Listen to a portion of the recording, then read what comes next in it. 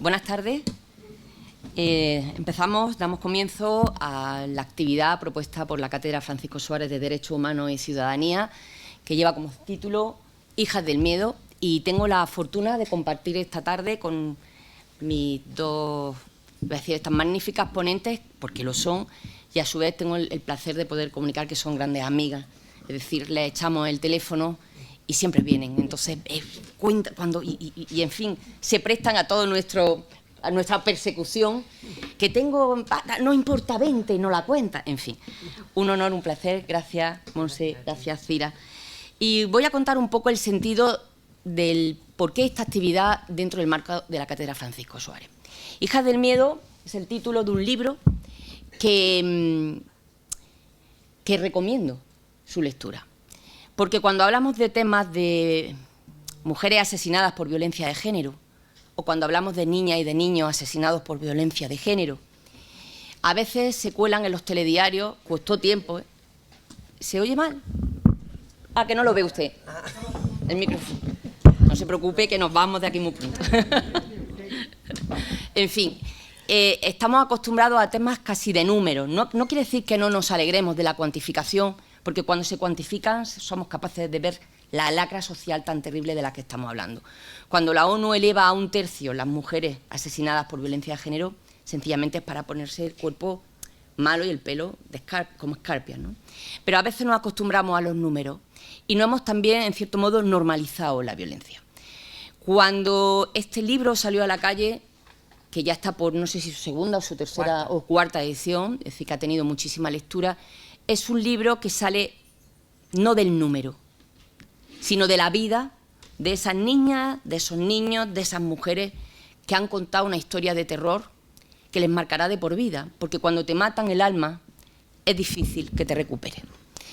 Este libro está compuesto por una veintena de relatos, creo que son 19, escritos por magistradas, por fiscales, por abogadas, miembros de la Asociación de Mujeres Juezas de España, y ellas, en este caso, nos cuentan en su propia voz esas experiencias tan terribles, porque cuando pasan por los juzgados esto no pasa de puntilla, en algunos quizás sí, pero hay otras profesionales del mundo del derecho que se quedan tocadas por estas historias de vida truncadas, porque es lo que son, historias de vida truncadas, de las que difícilmente luego te puedes recuperar.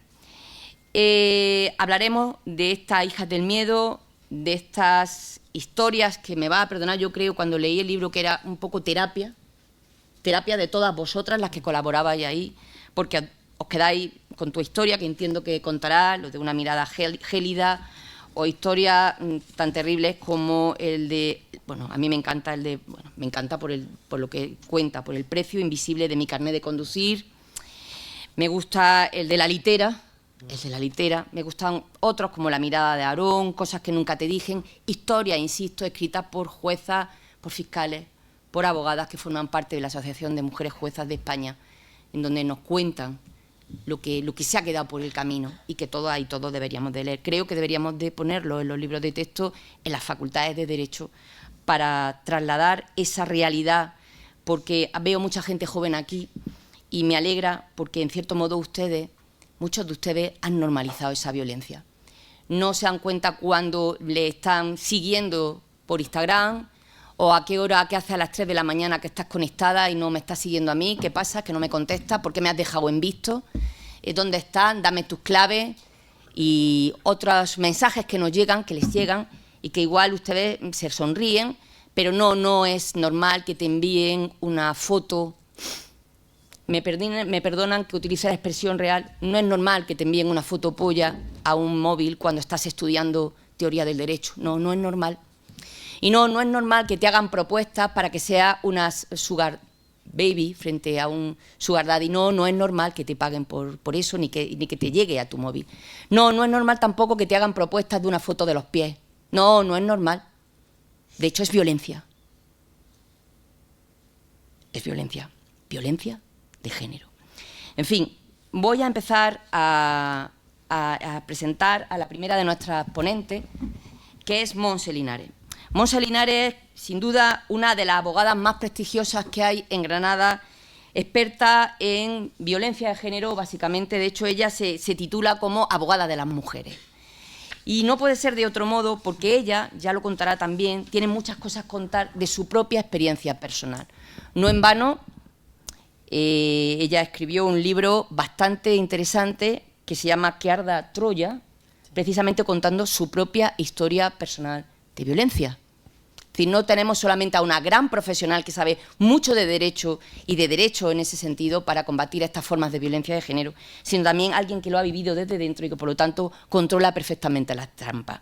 Abogada en ejercicio desde el 96, especializada en violencia de género, actualmente ella es socia de la Asociación de Mujeres Juristas TEMI, y que es otra asociación hiperpotente, junto a la Asociación de Mujeres Juezas de España, tenemos a la Asociación de Mujeres Juristas TEMI.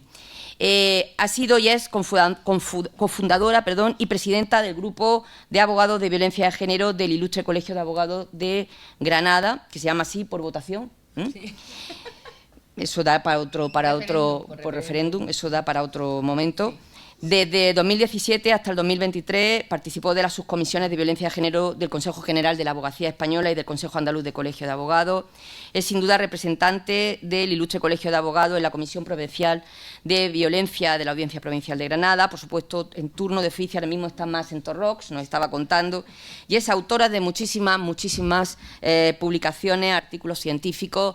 Y bueno, pues como no puede ser de otro modo, estamos hablando de cómo a veces el Parlamento de Andalucía nos llama a las personas expertas y el Parlamento Nacional pues para que podamos colaborar en muchos de sus proyectos de ley o propuestas de ley al respecto, y somos asiduas pues colaboradoras de todo ello. Bueno, me voy a callar, creo que ella, no tengo que decirle mucho más. Cuando ella hable verán que se completa perfectamente esta presentación. Sin duda estamos en una gran oportunidad para escucharte y es un placer para esta cátedra tenerte aquí. Pues muchas gracias, Juana. Es el cariño, ¿eh? No creáis falsas expectativas, que es el cariño que me tiene Juana y que yo le tengo a ella. Bueno, muchas gracias a todos y a todas las que estáis aquí esta tarde, lluviosa tarde de mayo. Así que vamos a ver si disfrutamos un poquito, porque cuando hablamos de violencia de género, y ese fue uno de los motivos por los que escribí el libro, sufrimos mucho. Yo veo mucho sufrimiento a diario en mi despacho, en los juzgados con las mujeres, y me niego a que las mujeres sigan sufriendo aunque sufran violencia de género. Yo creo que la lucha por salir de la violencia de género, la lucha de la víctima por salir, tiene que ser motivo de alegría. Y una sonrisa en ese camino ayuda mucho a salir del camino. Así que yo espero que, bueno, a pesar del tema que tenemos hoy aquí, pues que lo disfrutemos entre todos y todas. Yo quiero que tú me cortes, que yo me enrollo mucho como abogada que soy, y córtame, que yo deje a mi ilustre compañera de mesa, Cira. Tengo que añadir solo una cosa a lo que ha dicho Juana, y es que, y lo tengo que añadir porque me hace muchísima ilusión y quiero agradecérselo aquí a Cira en representación de Ángel, porque Ángel me llamó para presentar el libro con ella y desde entonces me acogieron como una más dentro de su asociación de mujeres juezas, y para mí está siendo una experiencia preciosa estar entre un grupo de juezas, de fiscales y de profesionales del ámbito de la Administración de Justicia, pues yo creo que de primer rango a nivel nacional. Aprendo mogollón cada día con la compañía de ellas. Y bueno, y creo que se merecen pues un reconocimiento muy especial por este trabajo, por Hija del Miedo. Son 19 relatos. Sí, yo del libro no hablará mucho más ella. Yo digo lo de Juana, hay que leerse el libro, ¿vale? Hay que leerse el libro. Pero yo quiero agradecerle en nombre de mis mujeres a Cira, como representante de Ángel, porque la empatía que se transmite a través de esa línea y de esos 19 relatos a las víctimas hace que las víctimas y las profesionales que trabajamos con ellas en la Administración de Justicia no perdamos la esperanza. Porque trabajar a pie de juzgado con las víctimas de violencia de género y últimamente y muy especialmente con sus hijos e hijas está siendo una labor totalmente frustrante. totalmente frustrante y no debería de ser así. A ver, yo soy consciente de la difícil... Yo vengo a hablar de una cosa que se llama... A mí me dijo Juana, vente, habla. ¿De qué, Juana? De lo que quieras hablar en relación con la violencia de género. Digo, pues yo voy a hablar de lo que me duele más, porque veo a diario, y de lo que veo que le duele más a las madres y a los niños y a las niñas, que es la violencia institucional que tenemos en nuestro sistema de administración de justicia. Es que es así. No tiene otro nombre y no debiera de ser así. No podemos seguir mirando para otro lado cuando las víctimas están diciendo, saliendo del juzgado, si lo sé, no vengo. Y no podemos mirar para otro lado cuando las profesionales que tenemos que defender y pedir la protección para esos niños y para esas niñas, tenemos que pensar y dar 1000 vueltas a cómo pedimos las cosas, a cómo planteamos las cosas, a si denunciamos, a si no denunciamos, porque ponemos en peligro a esos niños, a esas niñas y la custodia de sus madres. Yo no puedo ir a asustar al juzgado como abogada de una víctima a pedir protección para ella y para sus niños. No puedo. Eso no se puede permitir en un Estado de Derecho como el que tenemos en España y con la legislación vigente que tenemos en la materia. No nos lo podemos permitir como sociedad.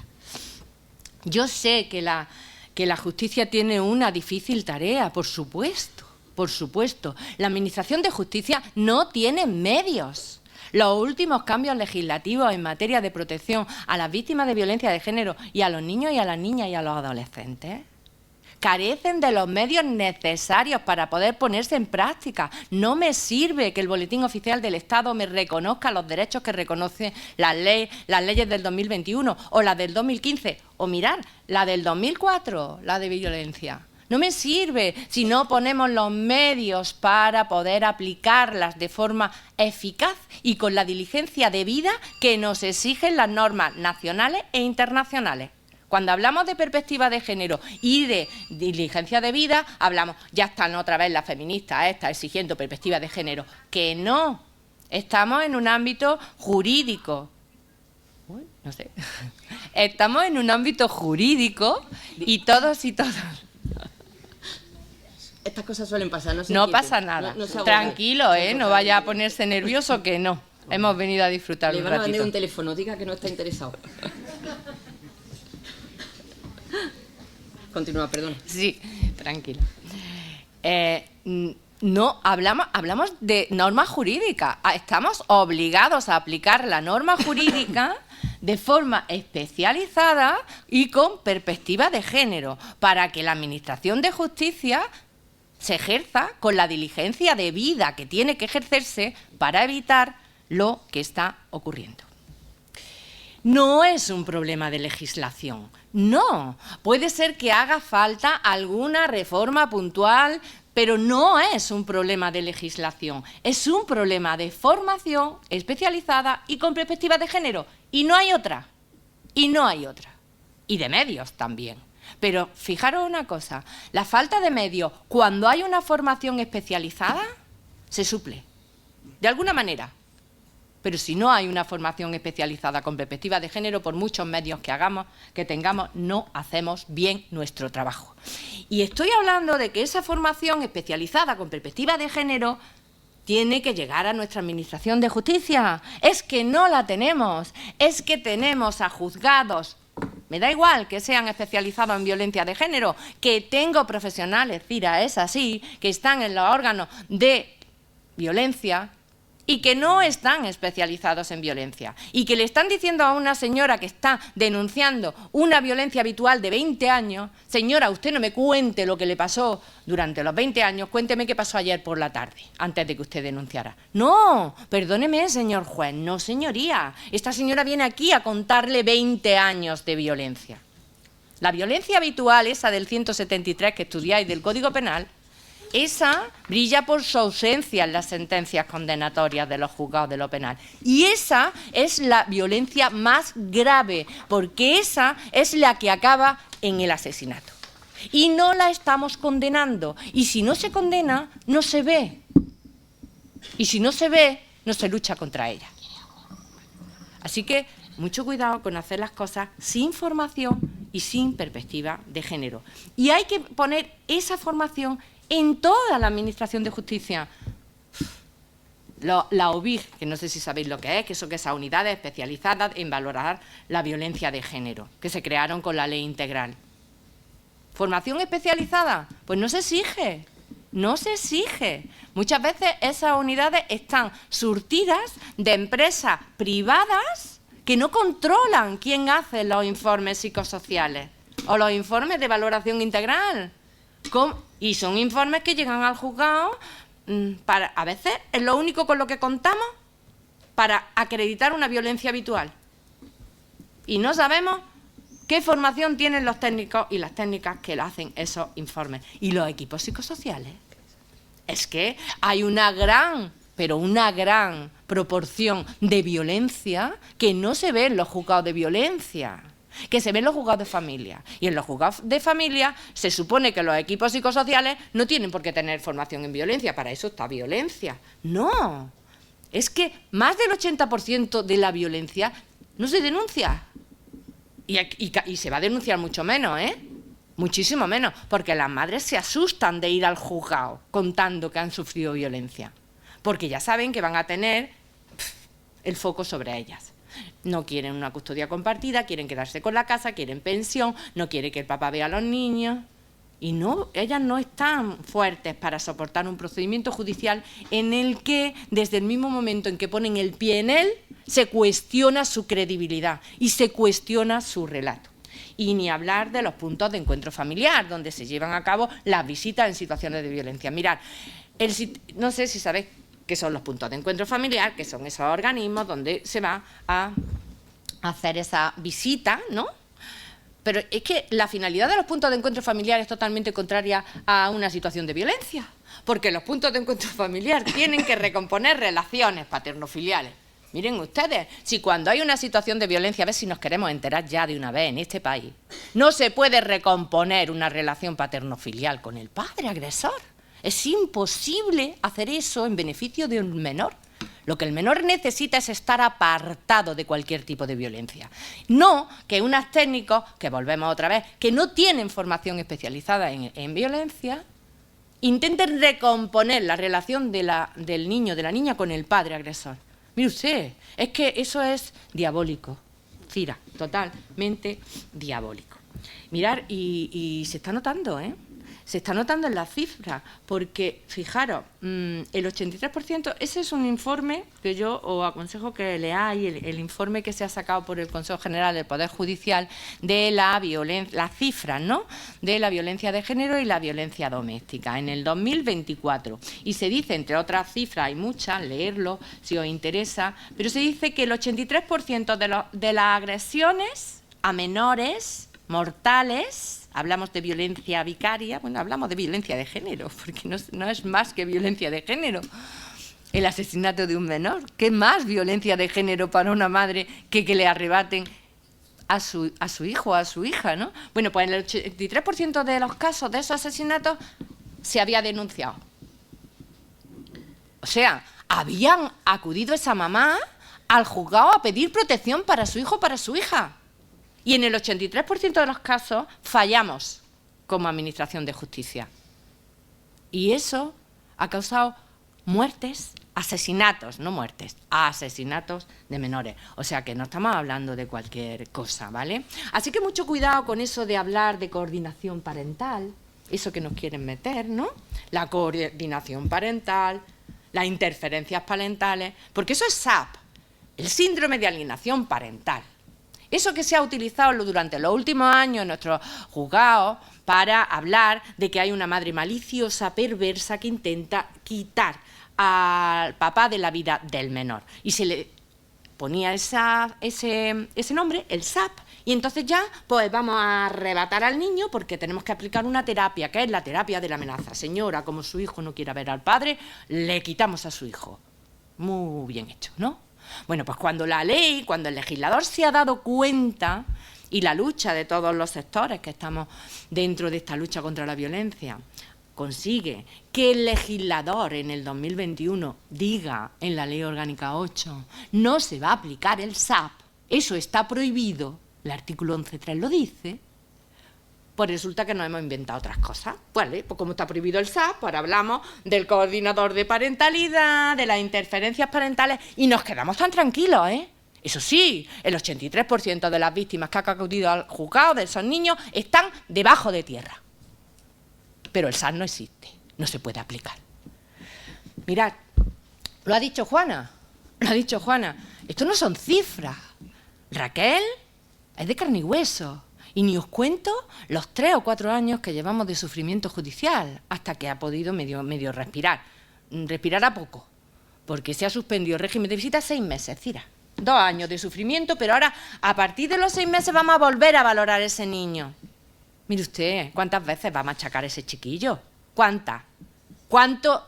¿Qué derecho tiene el Estado de machacar emocional y psicológicamente a esos menores y a esa madre? ¿Hasta cuándo hay que soportar eso? O Blanca con 3 chiquillos, que también estuvo una peripecia de casi 3 años. Y uno de los 3, estuvo a punto de suicidarse porque no lo escuchaban en el juzgado y él no era capaz de soportar la tensión que pasaba en el punto de encuentro familiar. Hasta que por fin conseguimos que se suspendieran las visitas, ¿vale? O Verónica, que va a tener de por vida a su hija con 11 añitos, porque como no tiene 12 nadie la ha escuchado, pero aunque tuviera 12 tampoco la iban a escuchar. Y ha tenido que soportar 2 años de punto de encuentro familiar con su agresor, padre condenado por agredir, condenado en sentencia firme, por pegarle cuando tenía 3 meses, 4 meses. Y la obligan, porque parece que es que los niños cuando son pequeños no se acuerdan de cuando les dan. Pues sí, se acuerdan. Guardan en la memoria esas vivencias traumáticas. Guardan hasta antes de nacer, fijaros. Si hay violencia, cuando ellos están en el vientre de su mamá, guardan esos recuerdos. Y los reviven. Y por eso rechazan el contacto con el padre agresor. No porque tengan una madre maliciosa al lado, sino porque tienen un padre agresor al lado. A veces cuando nos damos cuenta y queremos investigar que el rechazo de los menores no es porque la madre influye, es porque el padre agrede. Esa es la realidad. Pero si no, vamos a seguir teniendo 83% de niños que no hemos sabido proteger. Pues la hija de Verónica tiene cronificado un trastorno ansioso depresivo por la situación de violencia que ha vivido institucional. 2 años en el punto de encuentro familiar. Eso es violencia institucional. Vamos a escuchar a las víctimas. Mirad, en el enlace ese que os pongo ahí, hay de una revista digital en el que algunas víctimas pues dan su relato, ¿no?, sobre qué le ha parecido la Administración de Justicia cuando han acudido a ella. Y os puedo asegurar que las mujeres no saben de derecho, no saben, muchas de ellas, la mayoría, no entienden de los entresijos del procedimiento judicial, pero sí entienden y achacan la falta de formación a jueces y abogadas y abogados en materia de violencia de género, y sí saben que la justicia está limitada, que tiene unos procedimientos tan rígidos que las cartas con las que puedes jugar son mínimas. El proceso judicial es un procedimiento en el que se juegan cartas y depende de cómo juegues tus cartas, pues así te juegas la vida. Y estamos hablando de vida de personas. Y estamos hablando de vidas de las personas más importantes de nuestra sociedad, que son nuestros niños y nuestras niñas. Y las estamos tratando sin la formación que debemos. Verónica, esta es la madre que os he hablado antes, que se pregunta, ¿justicia para los niños y las niñas? Yo creía que justicia era tomar decisiones por el bien de los niños, que era garantizar su protección y seguridad, velar por su tranquilidad y bienestar, asegurar el valor de su vida y la existencia del menor, respetarlo, tenerlo en consideración, tomar las medidas necesarias para que su infancia y sus derechos fundamentales sean garantizados y respetados. Después de que el padre de mi hija haya sido condenado por maltrato hacia mí y hacia ella, y después de que mi hija haya necesitado tratamiento psicológico en el servicio de salud mental, para la justicia lo que vivió mi hija no ha existido, porque lo que verbaliza una niña de 4 años no tiene valor alguno. Es más fácil decir lo que dijo el fiscal en el juicio donde se decidió reiniciar visitas en el 2022. Esto es textual, está grabado. Esto es para llevárselo al juzgado de guardia, Cira. lo que dijo: no podemos garantizar que a su hija no le ocurra nada. No lo podemos garantizar, pero hay que reiniciar las visitas con el padre. Si a la hija de Verónica le ocurre algo, estaría dentro del 83% de esos niños que ha asesinado que no han. Os puedo asegurar que esa madre no se subió a estrado a pegarle al fiscal porque tuvo más decencia que la que tuvo el fiscal en ese juicio. No, yo no puedo hacer magia, no puedo cambiar a un maltratador, y mi hija menos aún. Y por supuesto, tampoco somos alfombra para que el maltratador y para un sistema que permite y ejerce el maltrato de forma normalizada sobre los que deben ser protegidos. La justicia debe ser una justicia propia de una sociedad de 2023 y no la justicia de una sociedad de 1950. Es necesario y urgente que esto evolucione y que no se lleve más vidas por delante para que se dé esta evolución tan necesaria de la justicia. La vida de mi hija tiene mucho valor. Mi hija ya no puede más. Yo tampoco puedo más. Basta ya. Justicia debe ser protección y seguridad a los menores. Justicia es ser justo. Y para ser justo solo es necesario una cosa: sensatez. El sentido común brilla en muchas de las decisiones judiciales que vemos todos los días cuando acudimos al juzgado a pedir protección para nuestros niños y nuestras niñas. Y si hablamos que esa protección la estamos pidiendo en procedimientos por abusos a menores, os puedo asegurar que el sentido común es que ya ni se pasea por el juzgado. Se ha ido completamente. Se buscan excusas más variopintas, lo comentaba antes con Cira. Me acaban de notificar esta misma tarde un archivo de unos abusos sexuales en las que el juez mantiene que los tocamientos que la chiquilla dice que ha tenido de su papá y que le ha hecho daño con la uña en sus partes, pues son los propios de un entorno de higiene en el cambio de pañal. La niña tiene 4 añitos y no tiene pañal. No tiene pañal. Ni os cuento el llanto de esa madre cuando leyó esa resolución. No tiene pañal, recurre. Y yo sí voy a recurrir, pero no me va a servir. Efectivamente, he recurrido. Pues el juez sigue diciendo que son entornos situaciones en el entorno de higiene de la menor. Ya lo del cambio de pañal la ha quitado. Ya está. Esa es la sinrazón de la justicia. Mirad, el estudio a mí me parece muy interesante, pero me parece que tenemos que tenerlo en la mesilla de noche, pero no los que sabemos que esto pasa, sino los que no saben qué pasa, porque claro, siempre hablamos que los que sabemos qué pasa, pues no tenemos que aprender, pero yo creo que sería de obligado cumplimiento y lectura para todos los magistrados y magistradas que estén en un juzgado de violencia de género y para los penales especializados cuando se puedan crear.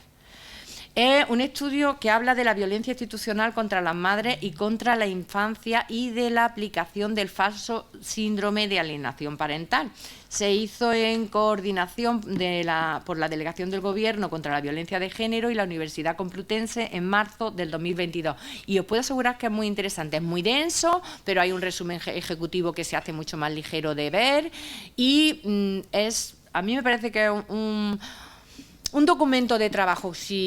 Cuando se quiere uno documentar de lo que está pasando en la realidad, importante. El objetivo es ese, ¿no? Es poner de manifiesto la realidad institucional que tenemos en nuestra Administración de Justicia.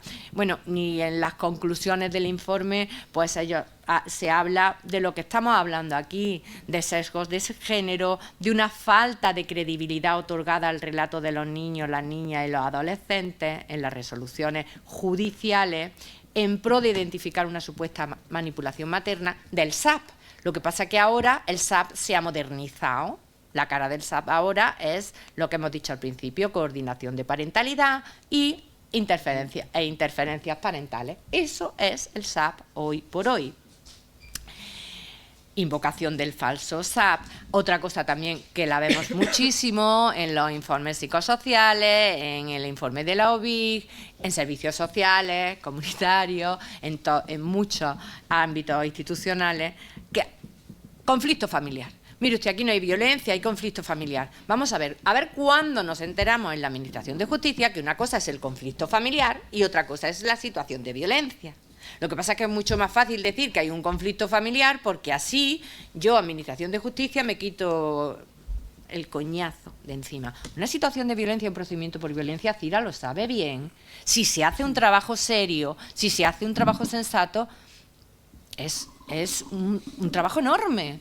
Si queremos escuchar a las víctimas en los juzgados y queremos buscar las mejores medidas de protección y queremos realmente que salgan de la situación de violencia, los jueces y las juezas, los fiscales, los abogados que las asistimos y las abogadas, vamos, ahora no, lo más grande, porque son personas que están totalmente destrozadas, no tienen seguridad, le han robado lo más grande que tiene el ser humano, que es la autoestima, y necesitan un continuo apoyo y acompañamiento en el proceso judicial. Luego yo digo, ya te has independizado, tú ya te has emancipado. Cuando pasa un tiempo necesitan su proceso. Si en ese proceso los que tenemos que hacerlo no lo hacemos, pues estamos llevándola al 83% de los asesinatos. Y esa es nuestra responsabilidad. Yo tengo una víctima de tentativa de asesinato que a veces me la llevo, los vídeos que graba a las charlas, y le dice a los profesionales,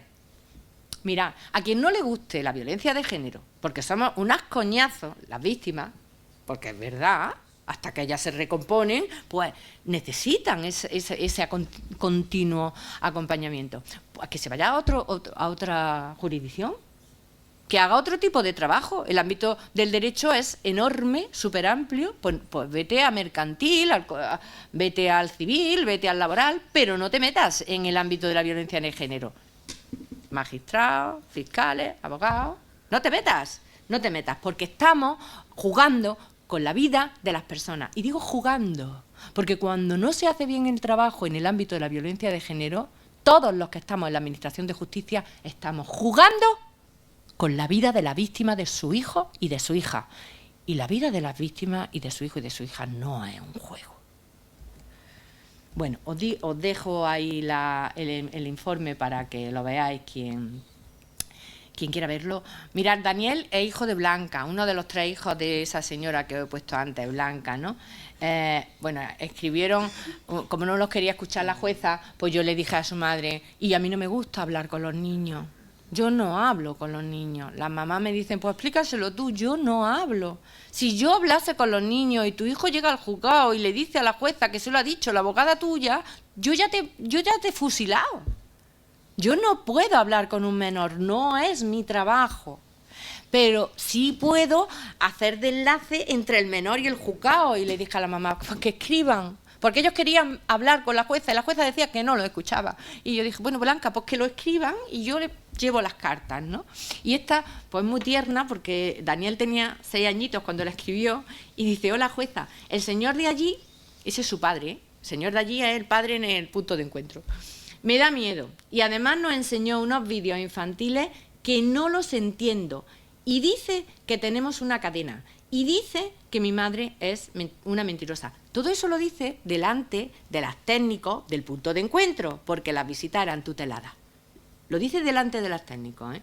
Y nos enseñó unas fotos de un cordero matando a una oveja. Y además nos llevaba en el coche súper rápido. Y se saltaban los semáforos. Y las chicas de allí, las del punto de encuentro, ¿vale?, le hacen caso a él. Y el señor dice una cosa más, y me voy, y dice, si no veis los vídeos, no os vais. Y las chicas están de acuerdo. Bueno, lo explica a su manera, pero esa situación que explica este chiquillo es que el padre le llevaba vídeos del infante encadenado, del iceberg, que le dice, mira, ¿ves? Tu madre te ha contado la parte de arriba, que es solamente una parte de la realidad, pero hay mucha realidad por debajo que tu madre no te cuenta, porque tu madre es una mentirosa. Y todos esos mensajes los hace al niño dentro del punto de encuentro. Y además me quiero ir. Soy Daniel, quiero irme para siempre de allí y he soñado con él.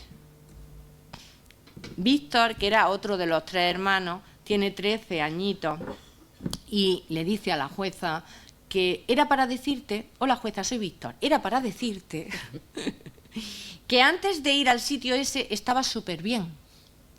Casi no me acordaba y ya no estaba asustado. Casi no se acordaba de las voces, de los golpes, de las amenazas y de todo lo que su padre hacía en la casa. Cuando me enteré de que tenía que ir allí, me sentó fatal. Cuenta, pues lo mismo que cuenta Daniel, de las situaciones que se producen, de los vídeos que le enseñan, de las fotos que les lleva. Señora jueza, yo le escribo esto para decirle que no queremos verle y que lo estamos pasando mal. Por favor, no deje que vayamos allí otra vez. Este niño tenía 13 añitos y conseguimos, a base de peticiones, que lo escuchara la jueza y la fiscal. Yo creo que es una de las decisiones de las que me arrepiento, porque las visitas se hacían los 3 hermanos juntos en el punto de encuentro. Entonces, cuando Víctor lo explora la jueza y la fiscal, que no estamos presentes, no sé si sabéis cómo se hacen las exploraciones, pero con un niño de 13 años no se hacen en cámara Gesell, pero sí se graban. Los abogados no estamos, pero se graba para que luego las partes dispongamos de esa información. Os puedo asegurar que ahí quien inducía al menor era la fiscal y la jueza. A ver, tú no querrás ver a tu padre porque tú no te acuerdas de lo que hacía tu padre cuando eras pequeño. Eso te lo ha contado tu madre. Es tu madre, ¿no?, la que dice que no quieres que vaya. O sea, la inducción de ese niño no lo hacía su madre. La hicieron la jueza y la fiscal. Por supuesto, después de esa exploración no nos suspendieron las visitas. Se hizo otra cosa muchísimo más cruel y más violenta desde la institución de la Administración de la Justicia. Pues miren, separaron a los menores. Como los 3 hermanos hacían piña contra el padre en las visitas, y si el padre decía algo, el niño de 13 años, el mayor, Víctor, pues era el que protegía a sus otros 2 hermanos. Si el padre corría por la habitación del punto de encuentro detrás de ellos porque quería chucharlos, y las del punto de encuentro pues no hacían nada, retiraban las mesas para que corriera el padre mejor, ¿no? Pues él era el que los protegía. Después de que hablara Víctor en el juzgado, la jueza decidió que Víctor iba a hacer la visita un día y que los otros 2 más pequeñitos la iban a hacer otro. Como no les surtió efecto, porque pensaba que con los 2 más pequeños iban a poder, pero los 2 más pequeños siguieron ahí y no podían hacerse la visita, pues entonces ya decidieron que cada uno un día. ¿Qué pasó con Víctor? Pues que Víctor se sintió responsable de la situación que tenían sus hermanos. Y Víctor dijo, si lo sé, no vengo. No podemos permitir que un chiquillo de 13 años vaya al juzgado a pedir protección para él y para sus hermanos y salga responsable y sintiéndose culpable del miedo que sus hermanos ahora pasan en esa. Así que, Cira, ya para acabar, yo quiero agradecer públicamente a la asociación y a todas las que habéis escrito los relatos y a todas las que estáis en la asociación, porque de verdad que en un momento en que la defensa de las víctimas y de los niños y las niñas, como abogada de ellas, es tan frustrante y tan difícil, el saber que hay juezas, magistradas, fiscales y en el ámbito de la Administración de Justicia profesionales como los que están dentro de la asociación, que tenéis esa empatía con las víctimas, que os dais cuenta que no miráis para otro lado cuando veis esa violencia institucional que se hace desde la Administración de Justicia con ellas, pues la verdad es que a mí me da fuerza para decir, ¿cómo? No, venga para adelante, porque muchas veces cuando tengo resoluciones tan sumamente duras como las de Daniel y Víctor y Álvaro, que eran los 3 hermanos, a mí me entran ganas de llegar al despacho, coger la toga y quemarla y no volvérmela a poner. Pero cuando leo cosas y veo y escucho y comparto con vosotras la experiencia, las ganas de avanzar y de seguir poniéndole el nombre que tiene que tener lo que estamos viviendo en estos momentos, que es violencia institucional, pues me entran ganas de llevar la toga a la tintorería y usarla con más fuerza. Y solo quería leer esto, que es una pequeña dedicatoria del relato de Cira, el relato 14, Una mirada gélida, que seguro que ahora nos comentará ella, y que ella dice, dedicado a María y a todas las mujeres que tuvieron que pagar un alto precio por ponerse a salvo. ellas y sus hijos e hijas, a las que como María fueron capaces de recomponer sus alas y levantar de nuevo el vuelo. Y yo quiero decirte, para que se lo transmita a toda la asociación, que gracias a todas las juezas y jueces, fiscales y el resto del personal de la Administración de Justicia, que día a día reconocen las deficiencias del sistema, se arremangan las puñetas de las togas y se sientan a escuchar a las víctimas sin falsos prejuicios y sin cuestionar su relato cuando acuden al juzgado para el que el sistema las proteja. Muchas gracias.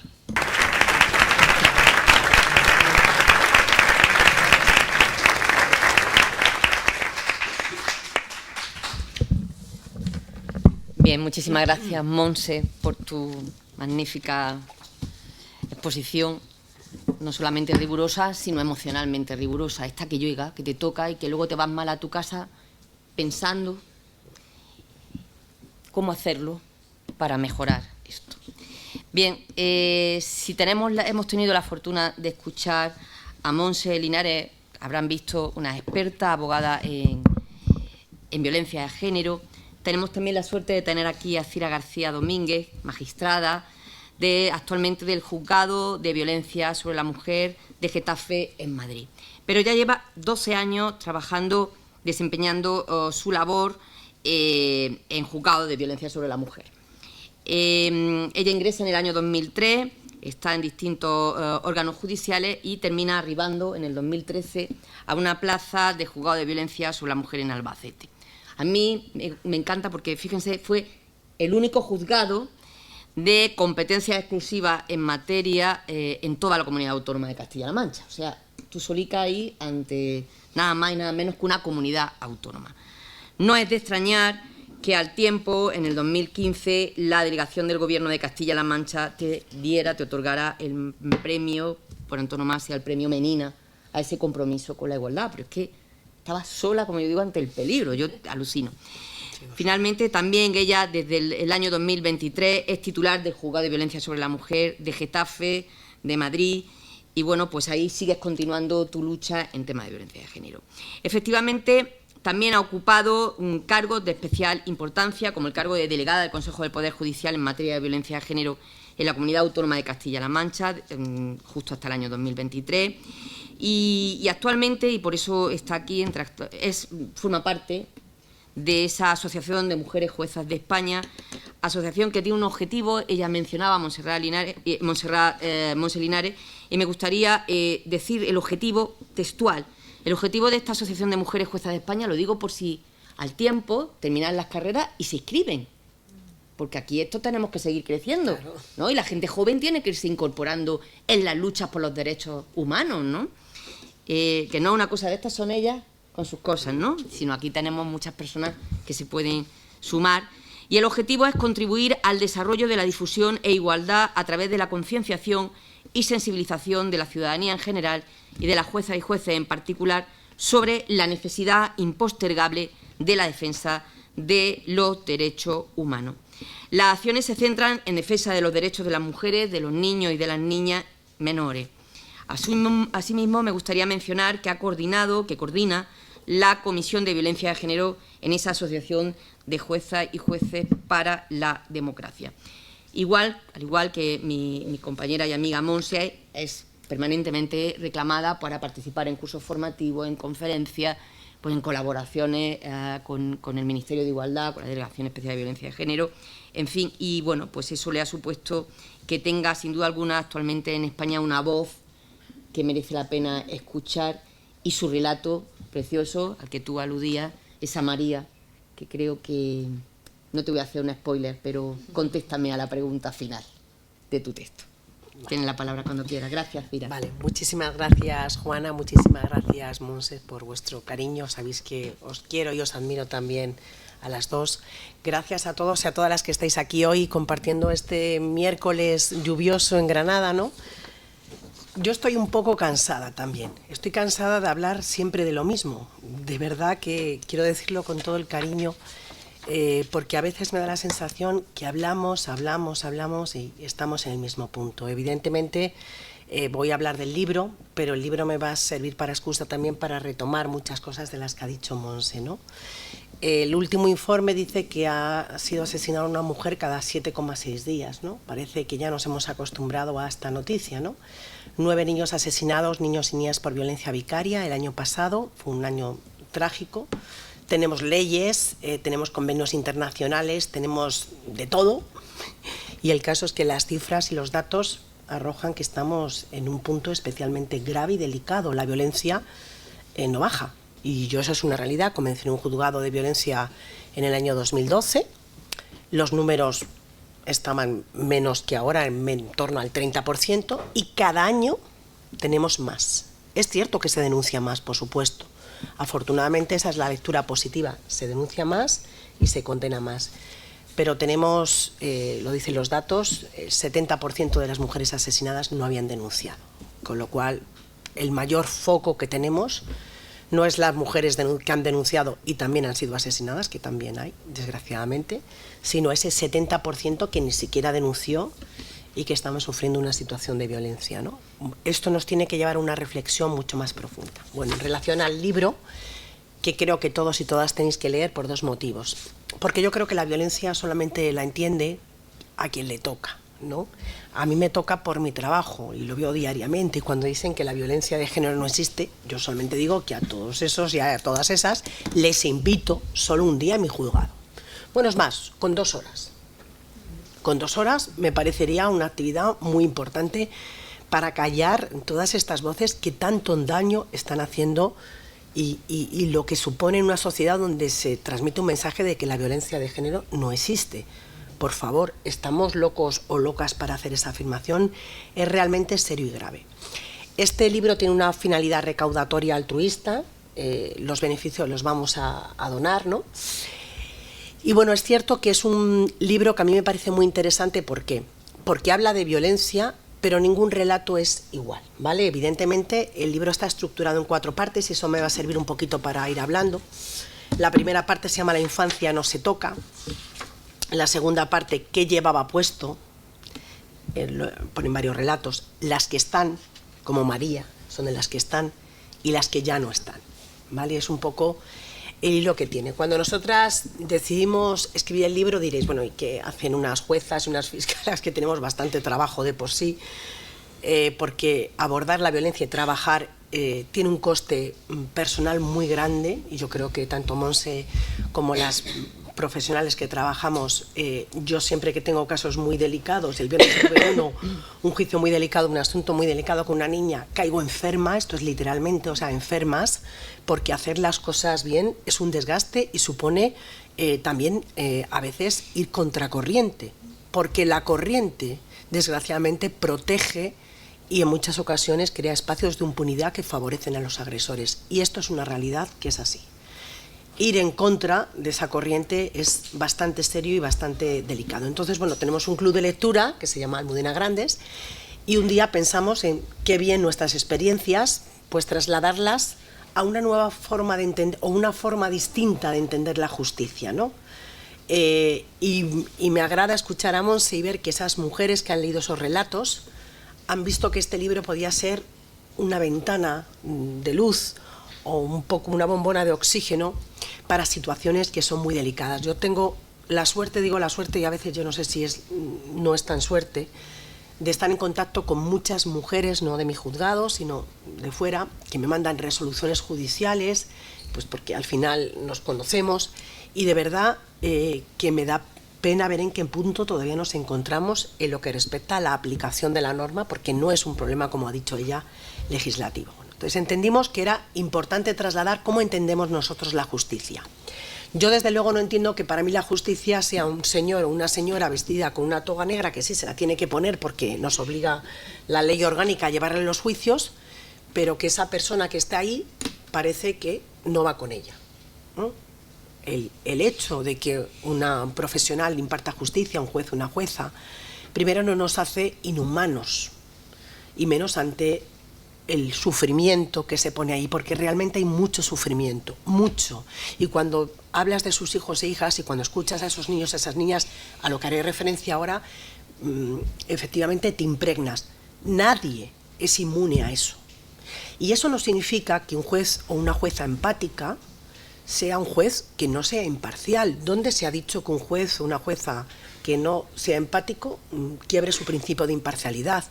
Porque yo no voy a tratar a una víctima con respeto cuando me lo exige la ley del Estatuto de la Víctima, porque es que todas esas leyes donde se dice el derecho al respeto al trato digno, el evitar la confrontación entre la víctima y el agresor, todos esos derechos que seguramente habéis estudiado en la ley del Estatuto de la Víctima del año 2015, luego en la práctica diaria están muy alejados de la realidad.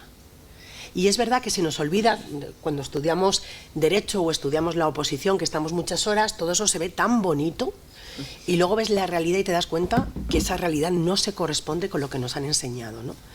Y eso supone un impacto importante. Entonces dijimos, qué bueno sería trasladar nuestras experiencias. Cuidado que no todos los relatos están escritos desde una misma posición.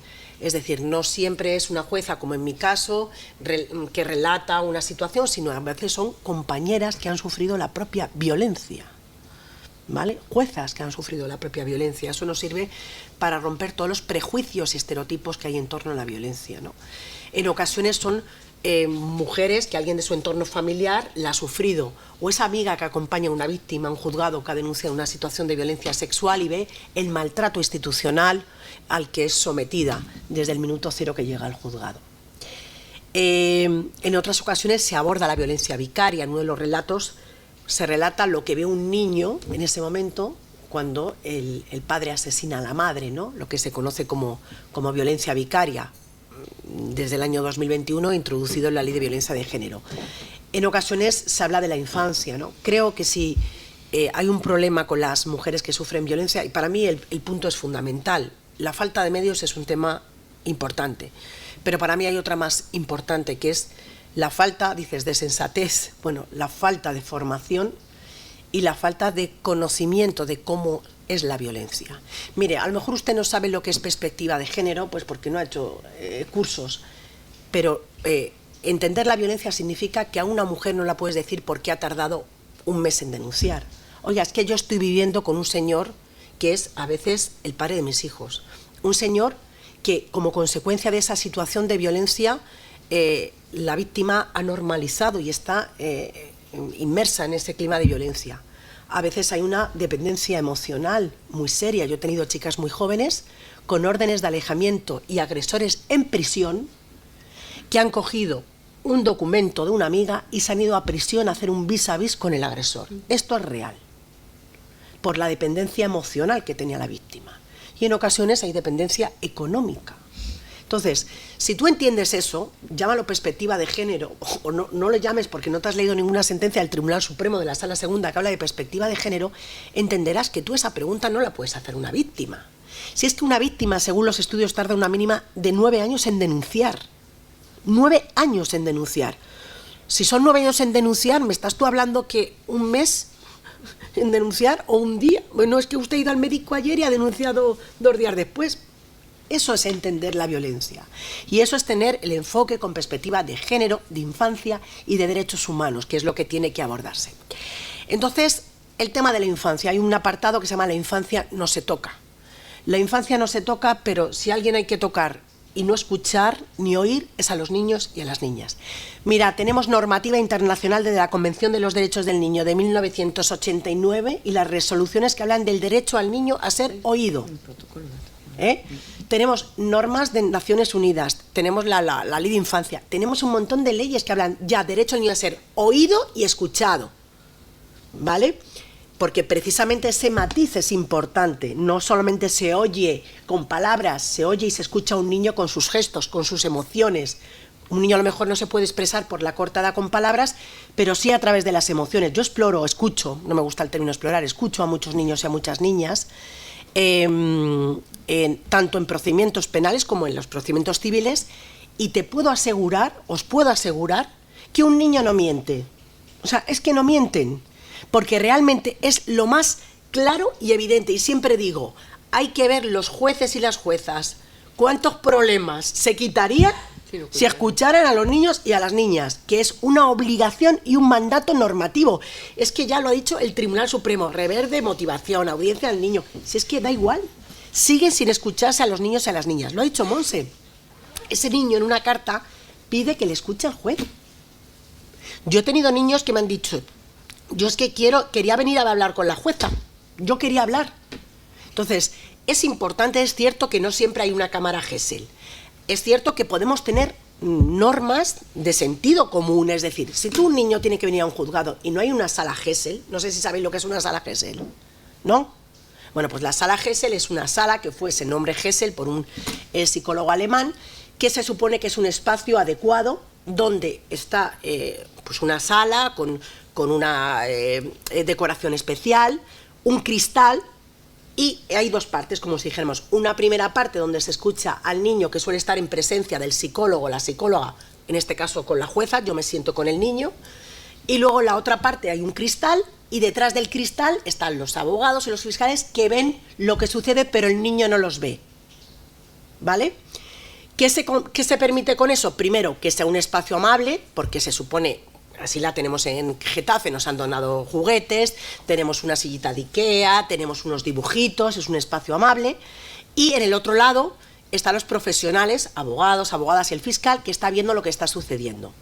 Cuando yo termino, salgo a la sala, con mucho disimulo, por si hay alguna pregunta, entro y vuelvo a formularle al niño, bien directamente o a través del psicólogo o la psicóloga, las preguntas. Eso no lo hay en todos los juzgados, eso es cierto. Pero vuelvo a decir, si no tenemos esa sala, vamos a crear una sala parecida. Es decir, tú no puedes tener a un niño a las 9, citado a las 9:30 y hacerle pasar a las 12 de la mañana en un pasillo donde a veces hay de todo tipo. Hay desde el investigado por un delito contra la hacienda pública, el detenido que sube esposado, porque a veces suben en el... Eso no es un espacio para un niño. Y vuelvo a insistir, ya la normativa y las directrices de la Unión Europea nos hablan de una justicia adaptada a la infancia. Todavía estamos en el 2025 y estamos hablando de justicia adaptada a la infancia porque la justicia no está adaptada ni a la infancia ni a las víctimas. Eso es una realidad así. Y estamos todavía hablando de infancia, en un paso mucho más atrás. Pero evidentemente se pueden adoptar cautelas. Tú no puedes hacer una prueba preconstituida en una sala de vistas. Yo las he visto. Donde el juez está allí sentado, así en un estrado, es así una sala de vistas, los abogados y el niño ahí sentado, así. Ya la propia posición corporal que tiene la criatura es intimidatoria. Eso es un espacio para que un niño y una niña hable o cuente cómo el padre le hace daño o le ha hecho un tocamiento o ha visto cómo el padre cogía del cuello a la madre. ¿Realmente eso, cualquiera de nosotros que estamos aquí o nosotras, vemos que eso es un sitio adecuado para que un niño hable? ¿Qué efecto produce? Pues creo que el efecto es todo lo contrario, es un daño grandísimo al niño. A veces es curioso porque los niños no solamente no son oídos escuchados incumpliendo la normativa, sino que cuando se les escucha y se les oye, no se los cree. Los mismos problemas que tienen las mujeres que sufren violencia, de que las mujeres denuncian falsamente, de la que las mujeres denuncian con otras finalidades, los niños igual, los niños mienten, salvo cuando se retracten de una denuncia por violencia sexual, ahí sí se les cree.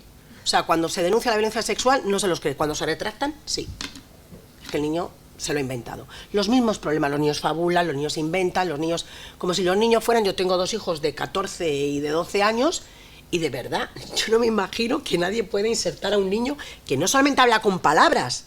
Tenemos informes de los, está aquí la pediatra, que es aquí encantadora, informes de los pediatras de sospecha de abuso sexual, niño con pesadillas nocturnas, niños con el bajo el rendimiento, el niño terrores nocturnos, en fin, los niños hablan de muchas maneras. ¿Pero qué hace falta? Tiempo. Tiempo y formación. Tiempo, mucho tiempo, porque esto requiere mucho tiempo. La violencia sexual, y hablando uno de los elementos, la violencia sexual en la infancia es un tema que requiere, iba a decir un capítulo, no, requiere una serie entera de Netflix, de 100 capítulos. ¿Por qué? Porque los datos que barajamos a nivel del Consejo del Poder Judicial no hay datos. El único informe es de Save the Children, que ha hecho datos, que dice que más del 83% se archiva, o sea, es que ni llega a juicio cuando le dicen, no, es que hay condenas por violencia sexual, lo que llega es porque es evidente, o sea, lo que se archiva es más del 80%. Y yo digo ¿qué gana una madre?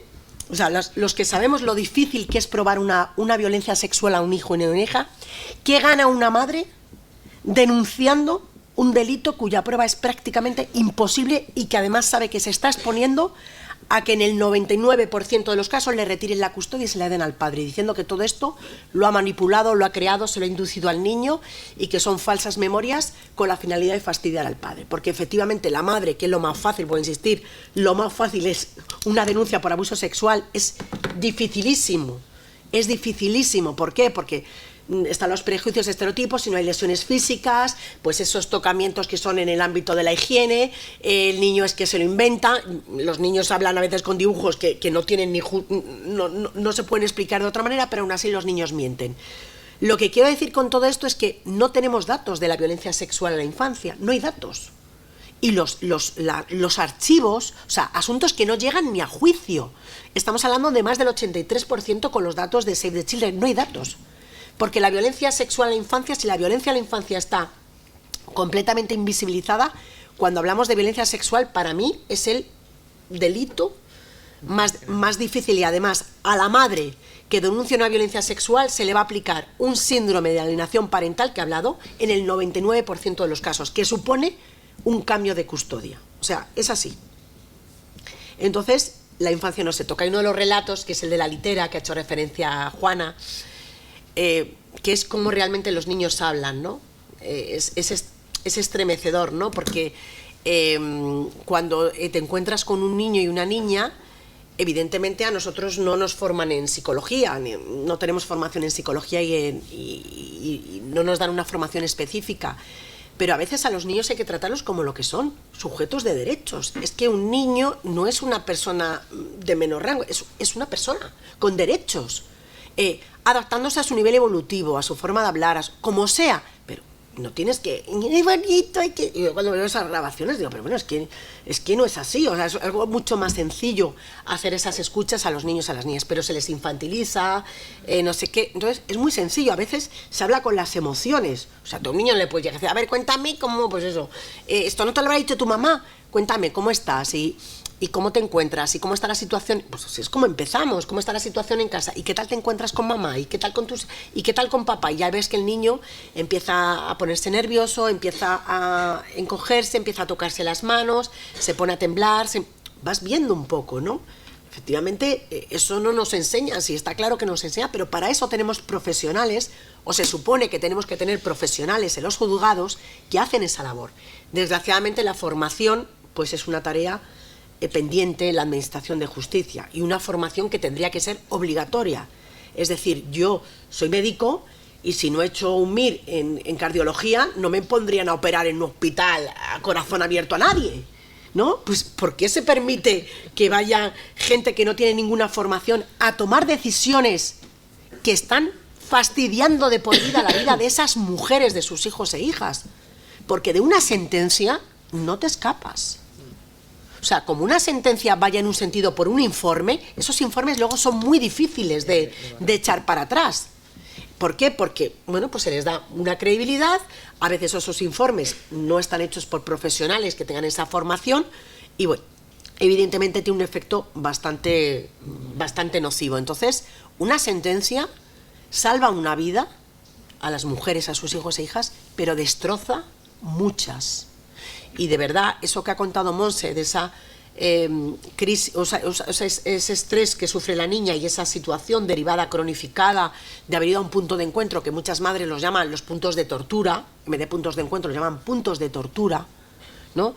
Porque esa violencia se sigue extendiendo, es decir, las mujeres piensan que ponen fin a la relación con el agresor y que esto ha finalizado, y lejos de hecho, pues se sigue utilizando todo el sistema de administración como de la justicia para seguir maltratando y violentando a las madres.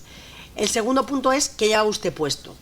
Bueno, creo que tenemos hace 15 días 2 sentencias muy mediáticas en torno a la violencia sexual, que es la absolución de Dani Alves, y creo que ayer o antes de ayer la otra sentencia del Tribunal Supremo que igual absuelve a un agresor con el tema del, pues otra vez el falso del consentimiento. Aquí, ¿qué reflexión? Uno de los relatos se llama ¿qué llevaba usted puesto? Yo siempre digo que ninguna víctima es más observada que una víctima que ha denunciado violencia sexual. Totalmente. O O sea, a ninguna víctima que ha sufrido un robo con violencia por la calle, nadie le preguntaría si usted cerró bien el bolso y si realmente, por qué llevaba 100 euros en efectivo y no sacó dinero. A ninguna víctima se la cuestiona esas cuestiones. Es decir, yo he sido jueza instructora y a una víctima que denuncia el tirón de un bolso por la calle, nadie la cuestiona cómo era el bolso. A ver, enséñame usted el bolso, a ver si había cerrado usted la cremallera. Cuando se trata de una denuncia de una mujer por violencia sexual, pues lógicamente subyace en todo lo que hay aquí, en todos los prejuicios y estereotipos. Creo que ese es el mayor obstáculo que tienen las mujeres cuando denuncian violencia sexual. Tenemos una ley de garantía integral desde el año 2022, pero bueno, y una definición del consentimiento que se recoge en nuestro Código Penal, pero vemos que al final se pasan. ¿Por qué? Porque al final lo que hay en la cabeza es ese prejuicio y estereotipo que es lo que subyace. Es decir, cuando se rebaja y se absuelve a Dani Alves, el tribunal introduce que el relato no era fiable, introduce un matiz que viene a decir que usted no es de fiar porque en una parte me mintió. Es decir, el tipo mintió 5 veces y al tipo no se le cuestionó, porque como tiene derecho a mentir, pues bueno, pues vale. Y la víctima, que tiene la obligación de decir la verdad, porque es una testigo y la ley la obliga a decir la verdad, parten de que miente. O sea, yo que soy víctima, que tengo la obligación de decir la verdad y que si no digo la verdad incluso puedo ser condenada por falso testimonio, me aplican que miento. Y el que realmente miente, que está diciendo la verdad. O sea, es como el mundo al revés, ¿no? Y es el mundo al revés porque al final la inaplicación de las leyes se puede hacer de muchas maneras. Y una es a través de los operadores jurídicos.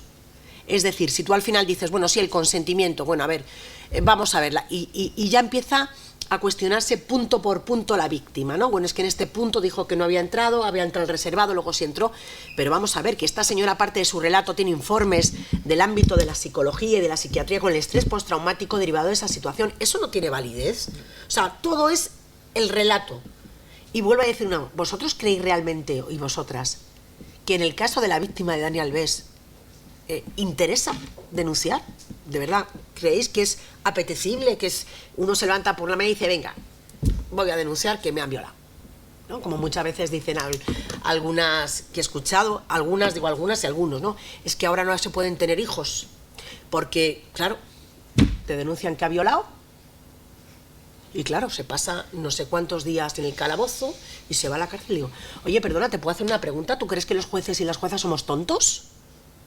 Ah, no, digo, bueno, es que parece que es que uno llega a decir, pues eso, mi marido me ha pegado, mi marido me ha violado y que actualmente pues este señor ya le condena, pero que esto no es que eso no es así, es que para obtener una sentencia condenatoria y para que un tipo entre en prisión por violencia de género, la ha tenido que montar muy parda. O sea, muy parda, porque es que no es tan sencillo. O sea, que yo he visto a soluciones diciendo del cementerio se sale, pero de la cárcel se sale, pero el cementerio no. Y ha dicho la jueza que ese es el momento de calentamiento que tuvo el señor. Pero vamos a ver, ¿un motivo de calentamiento justifica que alguien diga del cementerio, de la cárcel se sale, pero el cementerio no? ¿Elige tu caja de pino? ¿Realmente? Bueno, pues esa es la realidad. Y esa es la realidad que sigue existiendo. Después del 2004, después de todas las leyes, después de todo lo que se nos llena la boca, por eso yo a veces ya estoy absolutamente cansada, realmente, o sea, esto es agotamiento ya. Yo se lo decía yo a mi amiga, digo, es que ya estoy cansada de hablar de lo mismo, porque es que parece que aquí realmente hay que tomar medidas serias. Y ya vamos a dejar ya de hablar, es decir, usted, ¿cuántos juzgados de violencia hay? 115, vale. Vamos a hacer un cuestionario de satisfacción, ¿no? Como en el banco, no te voy a llamar a ti, pero que le vamos a evaluar, ¿no? Caritas. ¿Cómo la atendió el forense? ¿Cómo la atendió el juez? No sé qué. Bueno, pues, a ver, es que no basta que a ti te... Además es curioso porque las víctimas cada vez van mermándose. Ya no se atreven a denunciar, ya no se atreven, las tachan de locas, de que están... Mentirosa. De mentirosa. Entonces, la víctima cada vez se va encogiendo y los tipos se van creciendo. O sea, cada vez van ocupando más espacio. ¿Por qué? Porque el sistema les protege. A ver, si tú a una señora le deniegas una orden de protección, pongo el caso de Almádena con un riesgo medio, diciendo que, bueno, que no hay agresión física, pero bueno, y tu integridad psicológica y emocional, eso no es un bien jurídico, no afecta a tu salud. Dice que, bueno, como no había lesiones con un riesgo, le deniega la orden de protección el tipo se la carga y aquí No pasa nada. No pasa nada. los niños asesinados, de esos niños de violencia vicaria, de los 9, 5 había denuncias de la madre. Aquí nadie exige responsabilidad, me refiero, en fin, que esas madres denunciaron. Y ya había reformas del Código Penal y del Código Civil que dice que no se concederá régimen de visitas a los maltratadores. Y que si los hay se suspenderán. Salvo que el juez, bueno, pues... El salvo es salvo que le salva a todos. El salvo. Entonces, El salvo. no hay nadie, no hay peor ciego que el que no quiere ver. Eso es una realidad así.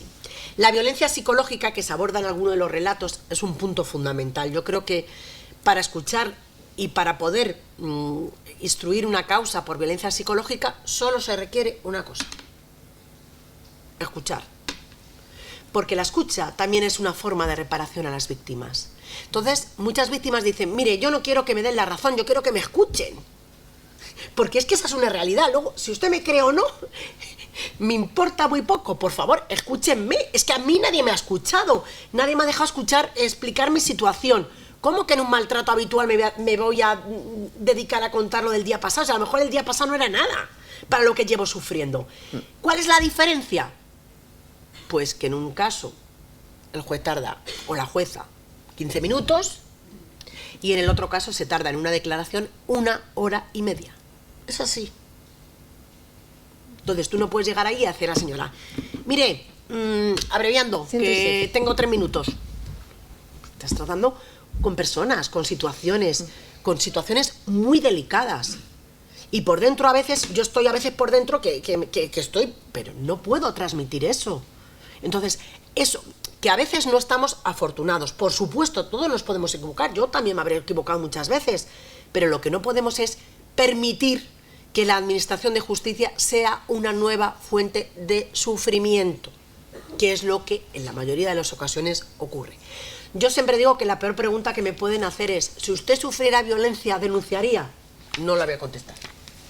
No la voy a contestar. No la voy a contestar porque... Me lo temía. No la quiero contestar, porque luego dicen, no, la denuncia. Claro, por supuesto que es importante, la denuncia es el primer punto, pero hay que tener en cuenta que una vez que denuncias, lo mismo llegas a un juzgado y ya no se trata de que te den una orden de alejamiento, es que a lo mejor te maltratan. Porque esto es así. Yo hace poco vi una grabación que realmente me quedé impactada. Cuando era un asunto de otro partido judicial, pero la víctima era mía y luego tenía que venir a declarar. Y yo a esa chica la llamé a declarar luego otra vez. Le dije, mire, le voy a decir por qué la he llamado a declarar otra vez. Y ya no lo digo, esta señora no va a volver otra vez, yo lo hubiera entendido. Digo, pensé que usted no iba a volver. Bueno, después de que... Digo, sí, mire, yo la llamo para pedirle perdón. Porque yo vi esa grabación y me dio vergüenza de cómo se trató a esa mujer. Una mujer que estaba embarazada, llorando, que no la dejaban hablar porque no la permitían la jueza hablar, y ya un momento en que ella se pone a llorar porque está bloqueada y no es capaz de explicarse, y le dice, señora, es que está usted muy nerviosa porque está usted embarazada y las hormonas le tienen muy alterada. Una señora que está sufriendo una situación de violencia, que denunciaba incluso una agresión sexual. Cuando llegó me dijo, yo no quiero saber nada de este asunto. No, vamos. Y le dije, mire, que esto, claro, ahora vuelve a convencer de que eso no es la justicia, o eso no es la justicia que entendemos muchos y muchas de las que impartimos justicia. Esa víctima no volverá nunca más. Es evidente, o sea, ¿por qué no denuncian? Pues no denuncian, primero, por muchos factores que he dicho anteriormente, pero también muchas no denuncian porque no existe confianza en el sistema judicial.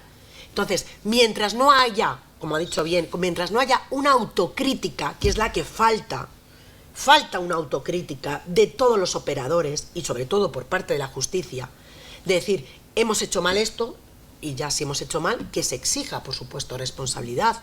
Porque, vuelvo a insistir, pongo el caso de Martina y Nerea, las niñas de Castellón. Esa madre denunció en un juzgado de violencia de Castellón. Le denegaron la orden de protección, asesinó a las 2 niñas. Y le dijo a la jueza que tranquila, que si lo había anunciado que no lo iba a cumplir. Por favor. Eso es lo que pasó. Entonces, de esa decisión, mirar lo que acarreó. Siempre digo que es más fácil enmendar un error en un adulto que contar el asesinato de una niña. Es decir, tú proteges al niño. Si luego tienes que dar marcha atrás y ponerle unas visitas, como sea, lo vas haciendo, pero tú no expongas a una situación que sabes que ese niño la noche anterior no va a dormir, que el niño está mal, porque se ve. O sea, si es que es tan obvio, si cuando el vínculo es sano con un padre, yo he tenido casos muy excepcionales donde ha habido algún incidente de violencia a la madre y los niños han dicho, no, yo quiero ver a mi padre, yo le he hecho... Bueno, no es lo habitual, pero ha habido casos así, pero el niño lo relata muy claramente, yo quiero ver a mi padre porque me lo he pasado muy bien, porque lo echo de menos. Cuando un niño te dice que tiene miedo, que no quiere verle, que no quiere escuchar sus gritos, que recuerda cómo tira un vaso, créele, porque además el exponer a ese niño a esa situación es destrozarle de por vida. Esos niños son niños y niñas rotos, yo no tengo ninguna duda. Y ahora con la violencia vicaria, volvemos a insistir, hablamos de violencia vicaria extrema, los asesinatos de los niños y las niñas. Pero ¿cuántos niños están sufriendo violencia vicaria y están completamente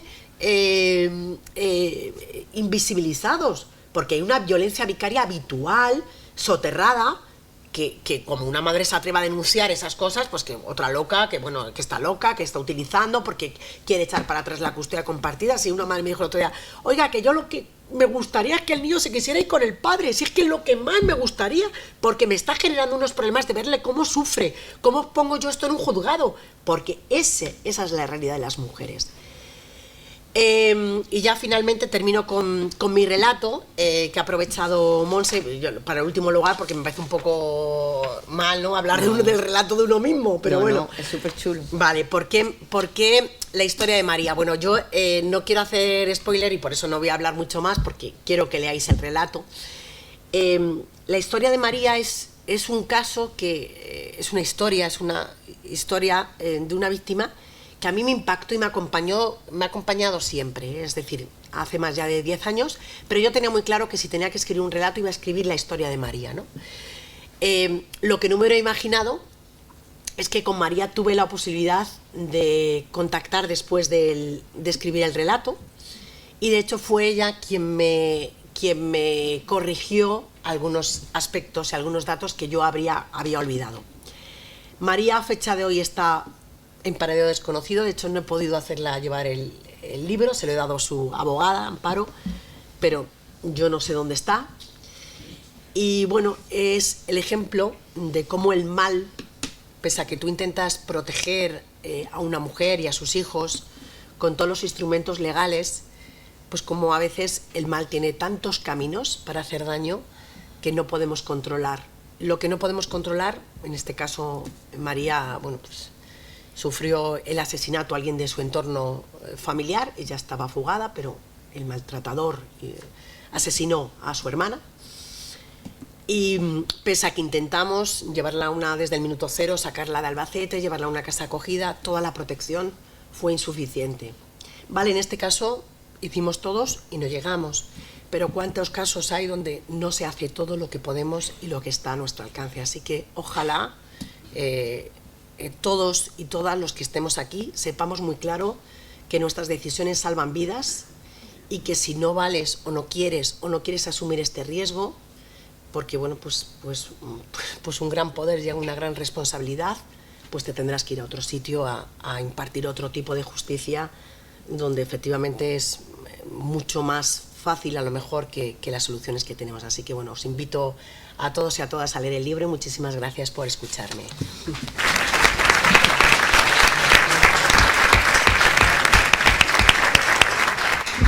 Bueno, muchísimas gracias, Cira, muchísimas gracias, Monse, me parece, en fin, unas intervenciones magníficas, y creo que nos ha removido, porque, bueno, a la gente joven, porque seguro que la ha removido, porque a veces tenemos la idea del derecho intocable, un procedimiento magnífico, que todo va a salir, y no. Todo tiene sus problemas y requiere mucha formación específica en género. Ambas ponentes lo han dicho, formación específica en género. Reparen si ustedes en sus estudios de Derecho tienen formación en género. Igual no. Y tienen la suerte de tener a una profesora o a un profesor que le mete, como buenamente puede, esa formación en género, conscientes de que la van a necesitar en sus actividades profesionales. Habrá que revisar también los planes de estudio, pero eso da para otra conferencia. En fin, dicho eso, les cedo la palabra. Si hay alguien que quiera intervenir, es el momento. Sí, espere, que le van a pasar el micro, porque como se está grabando, para que la gente pueda escuchar también su intervención. Gracias, muy amable. ¿Existen psicólogos forenses especialistas en los juzgados?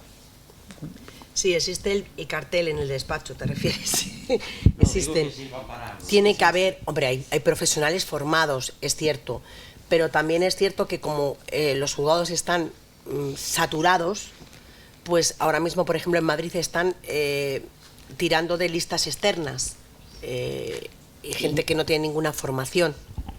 Entonces, la sobrecarga de los juzgados es una realidad y la falta de medios también. Lo que se está haciendo es externalizar servicios y eso supone que en muchas ocasiones esa formación no se tenga, pero en principio tiene que haber, claro que tiene que haber. Psicólogos y trabajadores sociales formados y forenses también formados, pero esa no es la realidad. O sea, sobre el papel es así, pero en la práctica, pues no siempre. Porque no se exige formación especializada, es decir, no hay un control de la formación que tienen los profesionales que acceden a esos peritajes.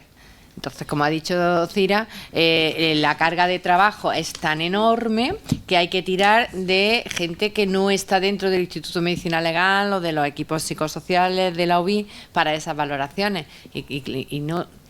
Si tampoco se controla el personal funcionario, digamos, dentro del Instituto de Medicina Legal, pues más difícil es aún controlar la formación de la gente que se tira a través de contrataciones externas, empresas privadas.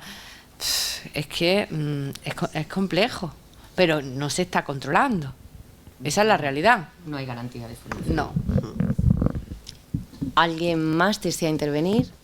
Muchas gracias por haber organizado esta mesa de la presentación de este libro, que lo recomiendo como lectora de él, y bueno, que es un tema del que se ha hablado muy duro, y todo lo que se ha dicho aquí, no sé cómo ha llegado a la audiencia, sobre todo a las personas más jóvenes, estudiantes que están presentes. La realidad es así de dura como habéis contado, y es muy difícil. Yo como pediatra pues atiendo y he atendido a estas víctimas, niños, niñas y a sus madres víctimas de violencia de género, y el daño es aterrador, es aterrador. Y también como vengo de este ámbito de salud en el que las decisiones que tomamos, si no son las adecuadas, si nos hemos equivocado, si tenemos un diagnóstico erróneo, estamos expuestos a la denuncia, estamos expuestos a unas responsabilidades por nuestra actuación. Hecho en falta en el ámbito judicial, cuando se toman unas decisiones en las sentencias que tienen como resultado la muerte de esas criaturas en la violencia vicaria extrema, que no haya unas consecuencias para ese juez o esa jueza que ha establecido esa sentencia y que ha expuesto a las víctimas a esas situaciones de terror, que el punto lo más grave es la muerte, pero destrozar en la vida, eso es el resto del iceberg.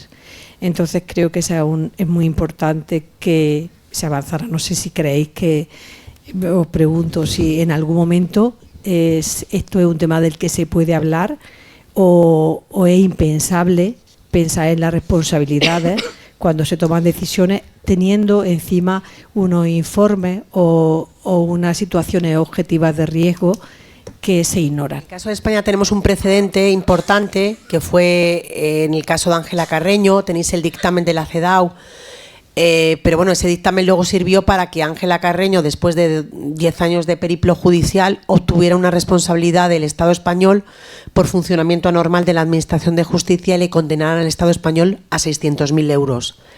Pero el periplo que tuvo que hacer esta mujer resulta absolutamente inviable. Yo, de todas maneras, sí creo... a ver, no estoy aquí para dar ideas, porque claro, decir que hay que exigir responsabilidad, yo entiendo que sí, sobre todo cuando se ha denunciado, cuando se ha expuesto una situación, cuando hay unos informes de riesgo y cuando se ve que efectivamente no se ha protegido en un contexto donde tendría que haberse protegido, ¿no? Creo que podría articularse una demanda contra el Estado español y ver efectivamente qué es lo que ha pasado, si ha existido un funcionamiento anormal de la administración judicial o un error judicial, que son posibilidades que contempla nuestras normas. Entonces, bueno, a lo mejor cuando se empiece a sancionar a jueces, a juezas, a fiscales, a lo mejor esto cambia un poco, no lo sé, yo ojalá desde el punto de vista de Monse y más abogados o abogadas pudieran hacer pues algún tipo de demanda en estos casos. Además, el último caso lo pone de manifiesto, o 5 niños asesinados con denuncias de las madres. ¿Qué ha pasado ahí? Ahí habría que investigarse, ¿no? No vale decir lo que tú dices. Aquí, bueno, se les ha asesinado, habían denunciado a las madres y aquí no ha pasado nada, ¿no? Pues es que no hay precedentes, salvo el caso de Ángela Carreño, no hay precedentes, pero a lo mejor habrá que empezar a crearlos. Iciar Sí. Pero Iciar fue diferente porque Iciar la indemnizó el Ministerio, no hubo una reclamación como tal, o sea, el Ministerio en ese momento de Igualdad, bueno, pues como un poco intervino y la indemnizó, pero fue mucho más sencillo. O sea, el caso de Ángela Carreño primero inició una vía administrativa, luego tuvo que ir a la CEDAW y después del dictamen de la CEDAW tuvo que venir otra vez para litigar otra vez en vía contenciosa. Entonces, bueno, pues habrá que empezar a crear precedentes judiciales. Yo sé, aquí animo a Monse para que se arremangue. No, yo ya inicié y llevo algunos, pero mira, hay que pedir responsabilidades. Yo lo voy a pedir en el caso de la niña de Verónica, porque en el ámbito de la violencia contra los menores, yo he pedido responsabilidades en responsabilidad patrimonial de la Administración en temas de asesinato, de violencia de género, con armas, en una ocasión con armas, que no tenía que tener el agresor y con la que asesinó a la víctima, vía responsabilidad patrimonial de la Administración. El reglamento de armas se dijo en esa resolución por la Audiencia Nacional porque es vía contenciosa, el administrativo nos dijeron que no, nos tuvimos que ir a la vía contenciosa y la Audiencia Nacional en ese caso dijo, miren ustedes, Estado español, son responsables porque no han ajustado el reglamento de armas, la normativa europea, tienen que... Vale, pues años después asesinaron a una chiquilla aquí en Las Gavias, con una pistola, una escopeta, y yo no llevé el asunto, pero la mamá vino después porque decía alguien tiene que responder por el asesinato de mi hija de 19 años y bueno, era un tema de oficio. Yo le dije, mira, esto está prescrito, esto lo tenías que haber reclamado antes, ¿qué hacemos? Pero bueno, como todo estaba perdido, pues vamos a irnos a reclamar. Y ahí hubo dos responsabilidades. Una, la arma, que seguía el reglamento años después, citaban la resolución anterior de la primera responsabilidad patrimonial que habíamos llevado nosotros, y seguían diciendo que no habían hecho nada, que no habían modificado absolutamente nada. Y la segunda responsabilidad era que el asesino ahí tenía diagnosticado un trastorno paranoide de la personalidad y tenía 3 permisos de armas distintas, una de caza, otra no sé qué, 3. Entonces, el fundamento de la responsabilidad patrimonial que yo hice ahí es, miren ustedes, el Estado es uno, ¿no? Es uno, es una cabeza, es un cuerpo entero. Pues no puede ser que en la sanidad pública me digan que tiene un trastorno de la paranoide de la personalidad y en la Administración de Intervención de Armas le den 3 permisos y 3 licencias. Imposible. Una mano no sabe lo que hace la otra. Pero mirar, ahí os puedo decir una cosa, fue bonito, fue satisfactorio a nivel profesional que nos dieran la razón. En este segundo caso ya no necesitamos ir a la Audiencia Nacional, el precedente anterior nos sirvió para que nos dieran la razón vía administrativa, pero a mí me dio vergüenza darle esa resolución a la madre, porque la indemnizaron con 60.000 euros. Para la madre, para el padre y para la hermana. Me dio vergüenza, porque en este país tenemos una ley, que eso hay que darle una vuelta, para las víctimas de terrorismo de ETA, las indemnizaciones son millonarias. Yo cuando le di la indemnización a esa madre me dio vergüenza dársela.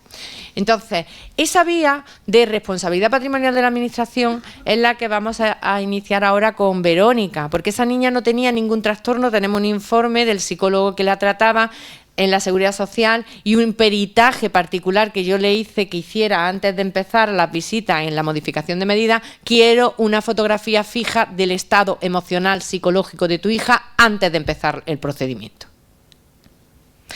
Y ahora tengo, por suerte, que no es suerte, pero por suerte para poder trabajarlo, un informe de la pediatra que ha sido súper valiente en ese caso y nos ha ayudado muchísimo. Sois fundamentales para poder proteger a los niños y a las niñas, pero es que tengo un informe por parte de servicios sociales y por parte del punto de encuentro, que ya por fin se dio cuenta del daño que estaba haciendo, y por parte del equipo de psicosocial del juzgado, que dice, y por parte de salud mental pública, que dice que esa niña tiene un trastorno ansioso depresivo cronificado. Y desde que se empezaron las visitas hasta que nos la suspendieron, yo he pedido hasta 4 veces la suspensión, en base a esos informes. Y hasta 4 veces ha dicho el juzgado y el fiscal, hay que seguir haciendo la visita. Pero es que lo ha dicho hasta la audiencia en el recurso.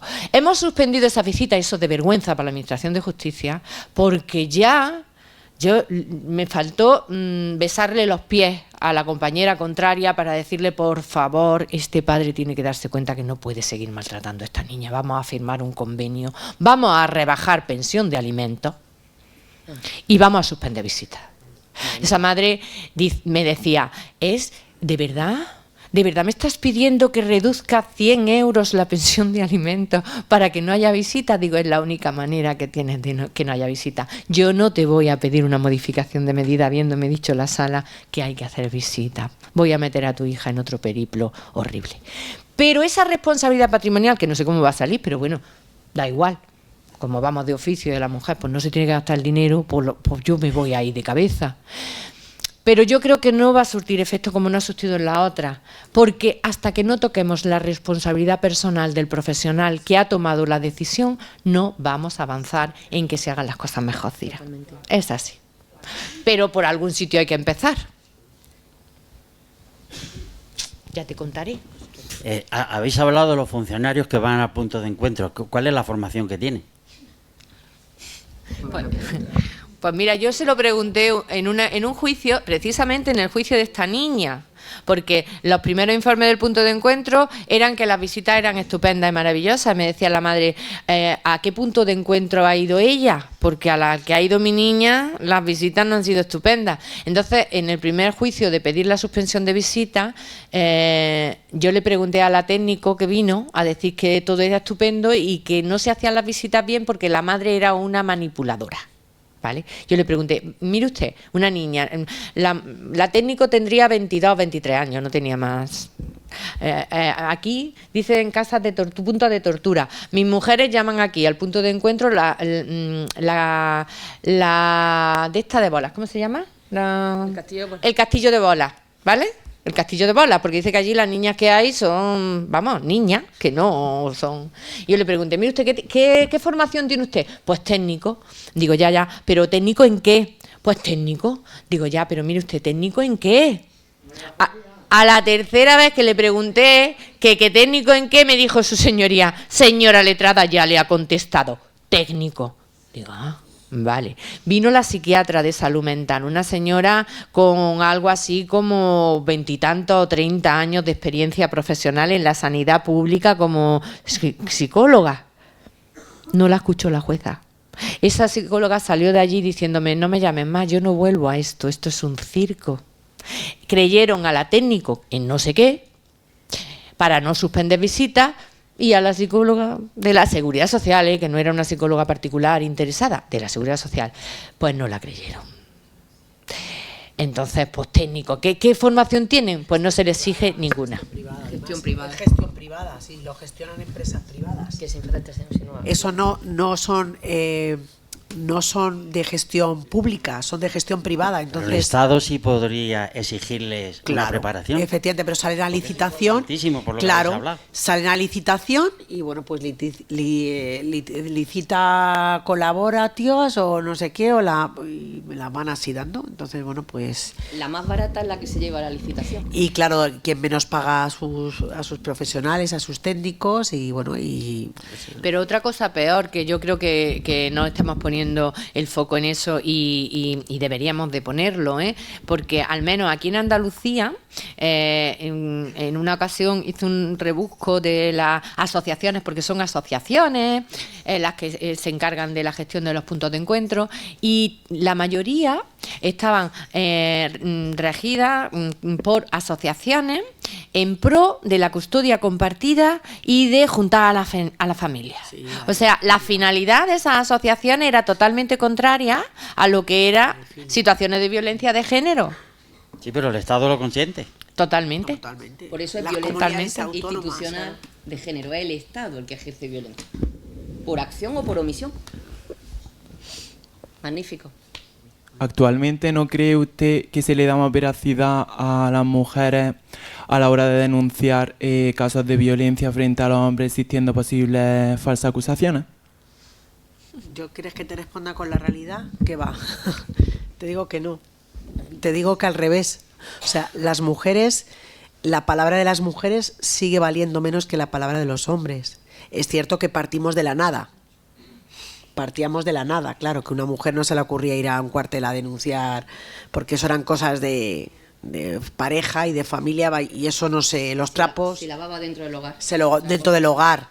Un poquito hemos avanzado, ¿no? Eso ha salido ya a la calle, se ve que es una cuestión que afecta a toda la sociedad, pero no es tan sencillo. O sea, eso de que basta con decir A y que la mujer, por decir A, ya es automáticamente creída, no es así. Es al revés, normalmente se sigue partiendo de que las mujeres mienten, porque es el prejuicio y el estereotipo más claro que hay en violencia, ¿no? Las mujeres mienten. Entonces, no es cierto, o sea, no se parte de la premisa de que las mujeres dicen la verdad, de hecho, las sentencias que absuelven ponen de manifiesto eso, sino que las mujeres siguen mintiendo. No es así. Una cosa es que haya protocolos policiales, pues que se actúe en casos de violencia de una determinada manera, pero de verdad obtener una sentencia condenatoria no es una cuestión tan sencilla, pese a que tenemos jurisprudencia del Tribunal Supremo que dice que la declaración de la víctima por sí sola es suficiente para desvirtuar la presunción de inocencia. No es así. Se ha puesto de manifiesto en el caso de Dani Alves. Anda que no había más cosas además de la declaración de la víctima. Y no es sencillo. O sea, no es sencillo. O sea, obtener sentencias condenatorias en violencia de género no es sencillo. O sea, que no partimos de la presunción de veracidad de las víctimas. Todo lo contrario, seguimos partiendo de la presunción de mentira de las víctimas. Y eso es una realidad. Sí, y se parte de eso ya... desde antes de llegar al juzgado. Es decir, muchas mujeres a mí me cuentan que no han puesto una denuncia porque a lo mejor me cuentan con una situación de violencia, de amenaza, que yo considero que es grave como para denunciarle, y le pregunto, oye, pero tú esto ¿por qué no lo denunciaste? Y dice, sí, yo fui. Y me preguntaron, ¿y tienes testigos? No. ¿Y has grabado? No. Entonces, ¿qué vas a denunciar? ¿Quién te va a creer? Anda, vete para tu casa. Eso lo escucho yo muy habitualmente. Mira, yo te digo una cosa, ¿que hay denuncias falsas? Pues puede haber, claro que sí, pero como en cualquier otro delito. Fíjate, en los delitos de robo hay un porcentaje muy alto, yo no sé exactamente el actual, muy alto en denuncias falsas, para cobrar lo del seguro y demás, muy alto, ¿vale? Yo no escucho una polémica que hay que ver que hay muchas denuncias falsas en los delitos patrimoniales, ni tampoco he visto a ningún juez dudar de una víctima de un robo o de un delito patrimonial.